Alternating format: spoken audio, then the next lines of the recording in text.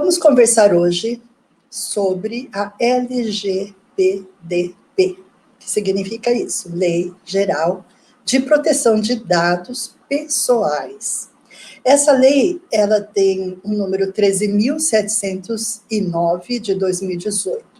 Então, ela foi sancionada em agosto de 2018 e entrou em vigor em agosto de 2020. Durante esse período, houveram várias modificações, e aí na descrição do vídeo vocês têm alguns links para se informarem melhor. O que eu gostaria de conversar hoje um pouquinho sobre a LGPDP, é sobre a aplicação dessa lei na comunicação científica e também na Content Mind, capacitação profissional. O que visa essa lei? Coibir e proibir o uso ou reuso indevido e não autorizado dos nossos dados pessoais. Quais dados? Quais dados pessoais nós temos direito a essa proteção de acordo com essa lei? Nosso RG, CPF, e-mail, telefone fixo e celular, o nosso endereço, etc. Os nossos dados pessoais. E também essa lei, ela tem a descrição de dados que chama de dados sensíveis. Quais são esses dados sensíveis? Origem racial, étnica, religião, preferência política, preferência sexual, etc. Então, esses dados são chamados de dados sensíveis, ok? Bom, assim como eu, deve acontecer muito com você de receber há décadas muitos spams nos e-mails, tá certo? O nosso inbox, quando nós abrimos, a primeira coisa que nós temos que fazer é deletar aqueles spams ou mensagens não autorizadas que nós recebemos. É justamente sobre o reuso indevido das nossas contas de e-mail, é que nós recebemos muitos e-mails que não desejaríamos receber. E, ultimamente, está sendo muito comum também, pelo vazamento de nossos telefones fixos e celulares, especialmente dos aposentados, né, que é o meu caso. Houve um vazamento desses dados e nós, aposentados especialmente, temos recebido diversas ligações durante o dia, nos oferecendo, assim, créditos consignados, especiais para aposentados, etc., empréstimos de vários bancos nos quais nós nem temos conta, e eu já recebi até ligações de bancos que eu nem sabia que existiam, etc. Então, o que reflete isso? Exatamente a desobediência a essa lei. Então, os nossos dados foram vazados, seja de telefone, seja de e-mail, para empresas que usam esses dados, vendem esses dados para outros utilizadores que fazem uso indevido. Bom, então, em resumo, o que quer dizer? Que essa lei, ela visa dar ao titular dos dados pessoais, ao titular, a possibilidade de que ele consinta explicitamente a sua utilização. Quer dizer, assim que o titular desses dados, ele autoriza explicitamente, em dia, hora, minuto, especialmente quando ele preenche algum formulário na internet, por exemplo.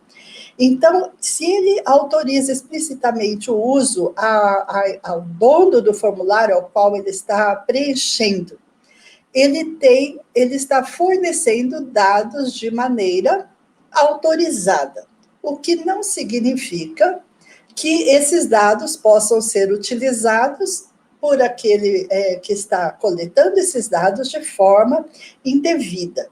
Então, o ideal é que, ao preencher um formulário, observe sempre, primeiro, se tem aquele cadeadinho, que você está em ambiente seguro, e depois, ao preencher esse formulário, se existe um campo ou uma informação específica de quem coleta os dados neste formulário, que esses dados não serão reutilizados de forma alguma, em tempo algum, para nenhuma outra atividade que não seja aquela que você está demandando daquela empresa, ou instituição, ou rede social, seja o que for. E também tem que estar claro para você a possibilidade de cancelar o envio desses dados. Então, a qualquer momento, você tem o direito de chegar e cancelar esses dados ou descadastrar-se, né, daquele banco no qual você se cadastrou.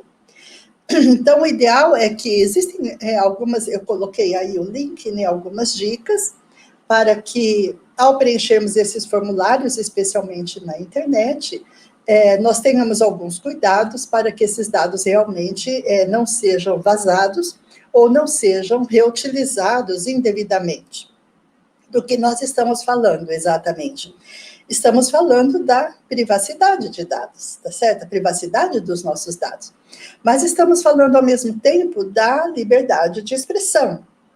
E tudo isso está relacionado, de certa forma, ao Marco Civil da internet, que nós já temos conhecimento de que se trata, somado ao uso, por exemplo, da lei, ou a aplicação da lei, de acesso à informação. Então, são informações que nós precisamos utilizar ou estarmos atentos dentro tanto de comunicação científica como dos formulários que nós preenchemos assim na internet por algum motivo. Então, eu gostaria de falar agora um pouquinho explicitamente sobre o uso ou aplicabilidade da LGPD na comunicação científica. Bom, normalmente os sistemas acadêmicos sérios, os sistemas acadêmicos que nós... é senso comum de uso na comunicação científica, como o OJS, por exemplo, é muito utilizado no Brasil, é um sistema reconhecidamente acadêmico-científico. Então, esses sistemas, normalmente, eles informam, no ato de cadastro pessoal, quando você vai se cadastrar nesses sistemas, que os dados solicitados por este formulário de cadastro não terão reuso para nenhum outro fim, além da sua publicação do seu artigo que você está submetendo ao OJS, por exemplo, ou outros similares. Agora, vamos pensar bem. Nós temos conhecimento que várias revistas científicas já foram invadidas por hackers. O que esses hackers eles querem numa revista científica?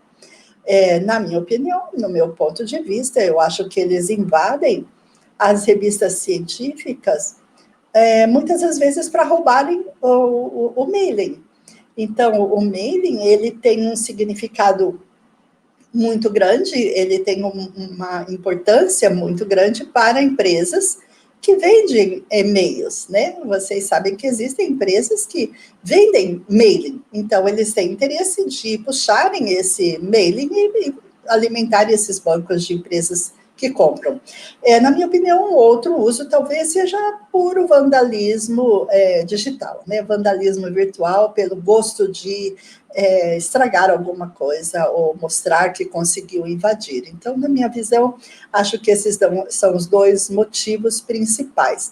Então, os sistemas acadêmicos, especialmente o JS, no qual eu tenho essa expertise, então os sistemas acadêmicos, eles precisam coletar esses dados, preservar esses dados e impedir ou fazer o maior possível, o que puderem, né, para que esses dados não sejam hackeados, não sejam reutilizados, não entrem, não deem prejuízo nenhum aos autores que se cadastraram nesses sistemas com a finalidade científica de divulgar a sua produção científica, tá certo? Bem, agora, quanto ao uso da LGPD na Content Mind, de onde eu estou falando. Então, a partir deste ano de 2021, nós estamos reconstruindo o nosso banco de cadastro, quer dizer, o nosso cadastro de nosso público-alvo, né? Então, nós temos, assim, coletados dados ao longo dessa última década, mas pela aplicabilidade dessa lei, nós teríamos que ter uma autorização consentida de cada pessoa que recebe os nossos e-mails ou as nossas notificações, tá certo? Então, a finalidade é explicar para você que nós estamos reconstruindo esse nosso banco de nosso público-alvo, desses cadastros, e a partir de final de ano, ou talvez o começo de ano, nós só enviaremos, então, ao longo de 2021, nós estaremos abrindo a possibilidade de cada pessoa que receber as nossas notificações, e-mails ou redes sociais, eles se descadastrem. Então, uma das prerrogativas dessa lei é essa, tem que ter um cadastramento fácil e um descadastramento mais fácil ainda. Nós não temos nenhuma intenção de enviar qualquer notificação como spam para pessoas que não desejam essas notificações. Então, nós estamos fazendo esse esforço e explicando neste vídeo que na comunicação científica deve ser assim. Então, a coleta de dados tem que ser feita de forma segura, confiável e jamais fazer reuso desses dados, tá certo? E também empresas devem fazer este filtro, colocar esse filtro de atendimento à LGPD, tá certo? Então, como ela entrou em vigor a partir de agosto de 2020, nós estamos até, de certa forma, atrasados em tomar essa atitude. Então, você vai ver por aí que algumas empresas já estão colocando a menção, né, nos e-mails que enviam sobre a LGPD. Então, a Content está fazendo este esforço, neste momento, para que você possa se cadastrar, desde que você realmente autorize a receber os nossos e-mails, as nossas notificações, e se descadastrar também de maneira bastante fácil, caso você não deseje receber mais. Então, você é dono dos teus dados, então, caso você faça parte do nosso público-alvo, você tem toda a liberdade de se descadastrar, caso não queira receber mais nossas notificações, ou se cadastrar também, caso esteja vendo esse vídeo e queira passar a receber. Quais notificações nós temos mandado?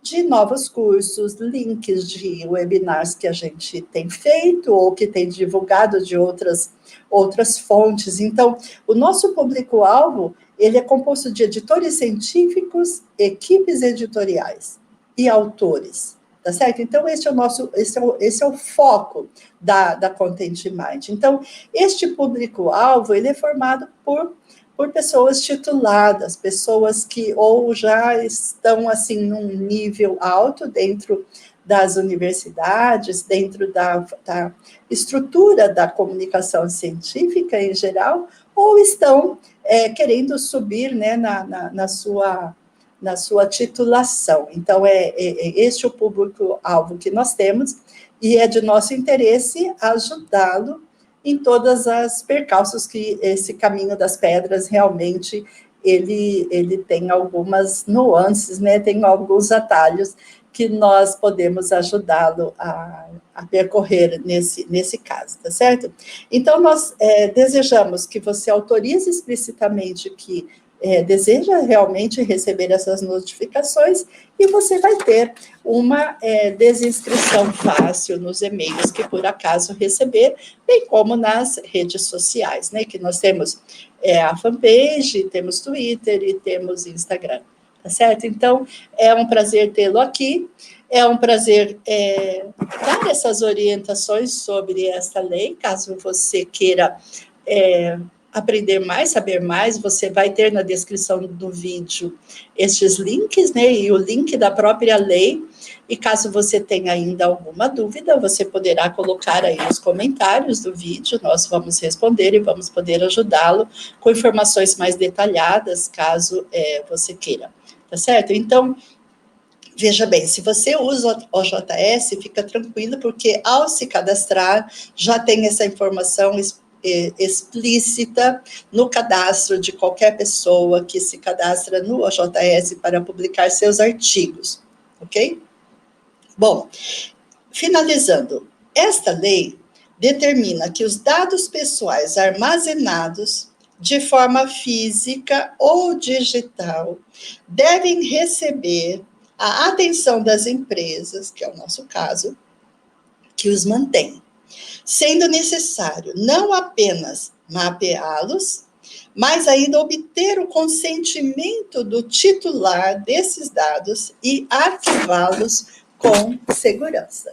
Então, é essa a finalidade deste vídeo, tranquilizá-lo quanto ao uso dos seus dados pessoais na comunicação científica, porque só serão pedidos os dados de cadastro simples, né, como o teu CPF, e-mail, a que instituição você pertence, nenhum software ou ambiente na comunicação científica vai pedir dados sensíveis, não que eu tenha conhecimento, como preferências sexuais, políticas, etc.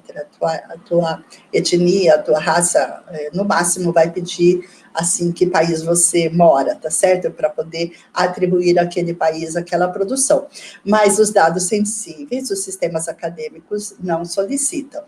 E a Content Mind também não, vai pedir somente aqueles dados pessoais necessários para que nós possamos manter um cadastro mínimo do nosso público-alvo. Então, hoje foi este assunto. Espero que você possa ter aprendido alguma coisa conosco, e nós estamos aqui para ajudá-lo. Caso queira, poste nos comentários as tuas dúvidas, ok? Um abraço e até uma próxima.